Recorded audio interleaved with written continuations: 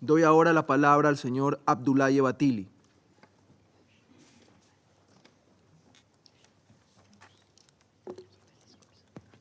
Thank you, Mr. President. Mr. President, distinguished members of the Security Council. Since my last briefing to this Council on October 16th, laws number 27 and 28 of the National Assembly and presidential elections were published by the House of Representatives in the official gazette on 4th of November. For the first time since the elections failed in December 2021, Libya has now a constitutional and legal framework for elections in place, considered technically implementable by the High National Electoral Commission. Now we need to build on this important achievement. As I already indicated to the Council, to enable successful elections and prevent the repeat of December 2021, the remaining politically contested issues can only be overcome through a political settlement among the main Libyan institutional stakeholders committing in good faith. To that effect, in November, I formally invited the heads of the 5 key institutions: the Presidential Council, the House of Representatives, the High Council of State, the Government of National Unity, and the Libyan National Army to a meeting in the coming period. These chosen actors have the capacity to either reach consensus and advance the political process, or prolong the stalemate and prevent Libya from holding peaceful elections. Their rivalry and lack of trust lie at the core of this prolonged crisis and stands in contradiction with the unity ordinary Libyans long for. As a first step towards the 5 major actors meeting, I have requested them to nominate 3 representatives each to participate in a preparatory session to agree on the parameters of the meeting of the principals, including the date, venue, and agenda. I am pleased to report that none of the institutional players outrightly rejected my invitation. However, some have set out conditions for their participation. The Presidential Council has shown clear and concrete support. President Menefee is displaying his goodwill and exploring every way to make this dialogue successful. I will continue working on the PC on this effort. The Speaker of the House of Representatives, Aguila Saleh, has conditioned his participation to the agenda focusing on the formation of a new government for elections, while also rejecting the participation of a government of national unity and Mr. Debeba. The President of the High State Council, Mr. Takala, has submitted the names of its 3 representatives to the preparatory meeting, despite his initial rejection of the version of the electoral laws published by the House of Representatives. The Prime Minister of the Government of National Unity, Mr. Debeba, also submitted the names of the GNU representatives, while ready to discuss outstanding issues in the electoral laws categorically reject any discussion on a new government. Libyan National Army Commander Khalifa Haftar is ready for dialogue, but has conditioned GNU participation to the inclusion of the HOR-appointed government. Alternatively, he would accept to participate if both governments were excluded. I have learned of the Cairo meeting of 16th of December between the President of the Presidential Council, House of Representatives Speaker, and the LNA Commander, and have taken note of the ensuing acknowledgement of the UNSMIL's mediation role. Mr. President, distinguished members of the Council, as you can see, some Libyan leaders continue to drag their feet and do not for now show a decisive commitment to end the long-standing stalemate that has caused so much suffering for the ordinary Libyans. Electoral laws alone cannot make elections happen if relevant actors are not genuinely committed to their implementation. The formation of a unified government to lead the country to elections required by the electoral laws and welcomed by Libyan citizens of all sides can only be realized if the major actors act in a spirit of political compromise with a renewed commitment to the unity of their motherland, Libya. We must avoid a repeat of the August 22 situation when the formation of a government led to a violent conflict resulting in the death of many Libyans.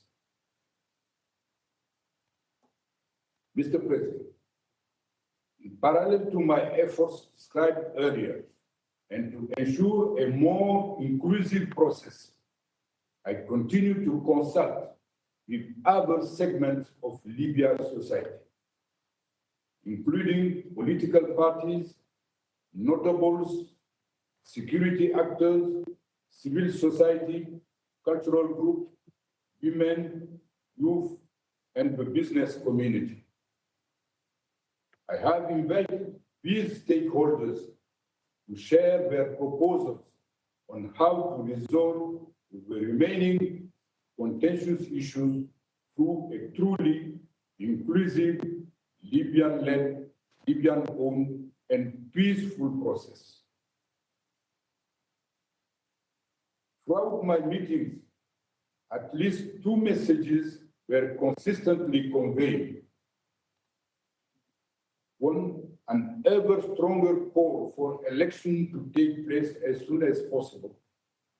Two, and a sense of extreme fatigue and disenchantment with the delaying tactics of some political actors. Mr. President, in addition to extensive bilateral engagement with representatives of international partners in Tripoli, I traveled to Algeria and Morocco in late November and to Tunisia in early December to seek their support for the UN efforts. This builds on my visit earlier this year to Qatar, Turkey, United Arab Emirates. Other appointments are pending on my agenda. I cannot understate the importance of a unified regional and international front to maximize the chances of success for this process in Libya. I am also grateful for the expressions of support received and thank this Council for its unanimous renewal of UNSMIL mandate through Resolution 2702-2021 2023, and for reiterating support to my good offices and mediation role.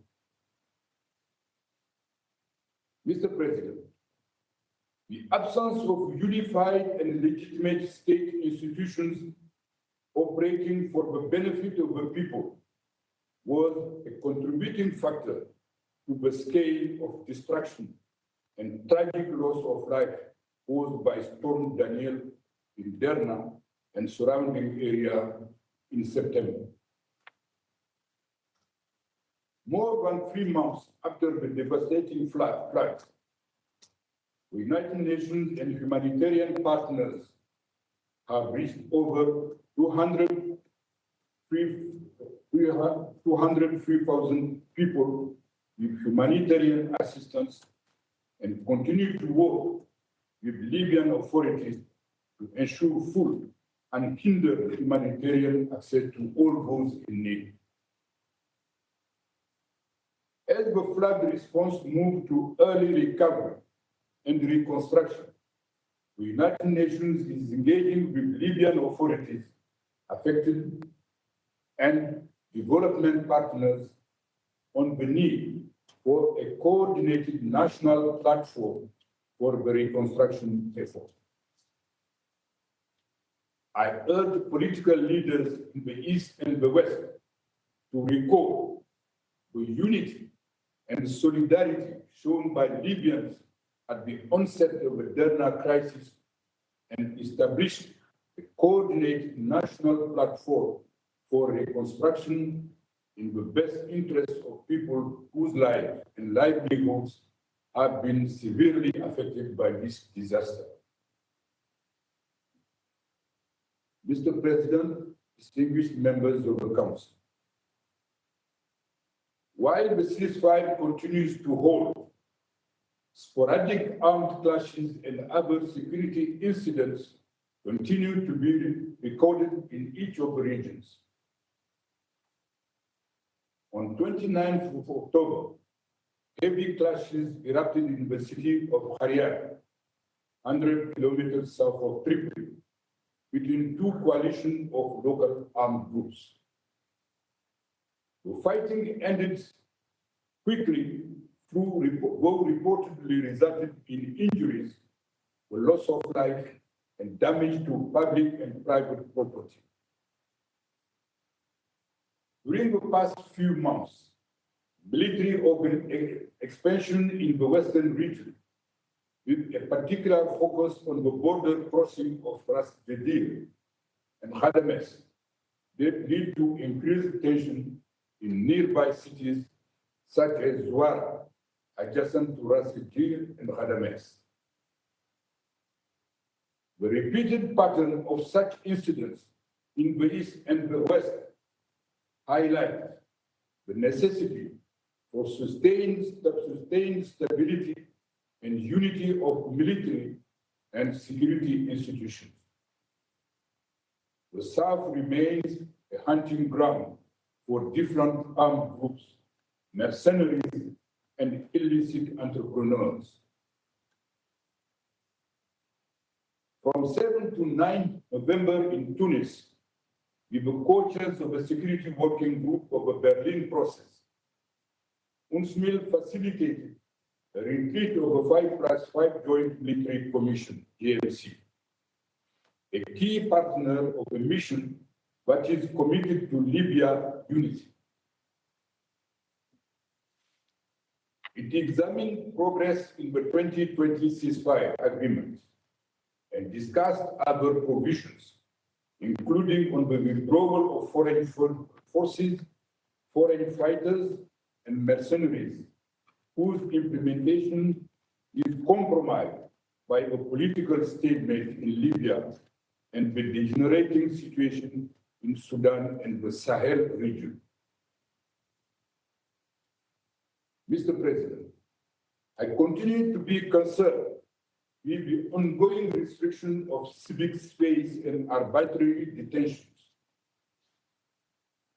Members of political parties, academics, and activists continue to languish in detention in Benghazi, Sirte, and Tripoli without access to justice.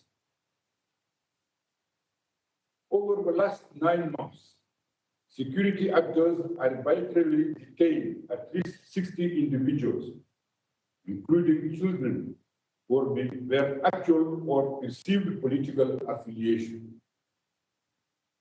The real number may be much higher. This not only infringes their fundamental rights, but also erodes the rule of law in Libya and further reduces public trust in the justice system and political process. I reiterate that a thriving civic space where Libyan engage through dialogue, dissent, and mutual understanding is critical for the political process. The protection, human rights, and humanitarian situation of migrants and the refugees remain a grave concern. Yet again, dozens of migrants and asylum seekers drowned last Saturday when their boat departing from northwestern Libya overturned in the central Mediterranean Sea. I express my deep condolences to their families and wish a speedy recovery to the survivors. Also, collective expulsions of migrants and refugees into Libya and from Libya to neighboring countries continue with conditions, detention centers becoming increasingly dire. Forced expulsions are strictly prohibited under international humanitarian law and must end. Mr. President, despite the enormous wealth of their country, Libyan citizens are increasingly exposed to economic and social hardships. Their demands for the end of corruption and mismanagement are loudly echoed from all corners of the country. Reports by the Central Bank of Libya and other oversight bodies are clearly showing escalations of public expenditures through questionable procedures, while the High Financial Committee established by the Presidential Council is yet to be fully operational. Mr. President, distinguished members of the Security Council, to conclude, allow me to say that except for a few political office holders whose terms of office have expired and are keeping the country hostage to their particular ambitions, Libyans of all walks of life express their strong aspiration for a unified government to lead the country to elections, legitimate and unified institutions, peace, stability, and the unity of the country. Community leaders, notables, political parties, women and youth groups, civil society organizations, the business community, the 5+5 GMC, other prominent military and security actors express full readiness to ensure peaceful, inclusive, and successful elections. The High National Electoral Commission is also technically ready to start the preparation of the electoral process. The national mood is ripe for a new political deal in Libya, a new dispensation for a brighter future for the country. One group of unwilling officials clinging to their seats must not be allowed to fail the people of Libya and put the region at risk of further chaos. I thank you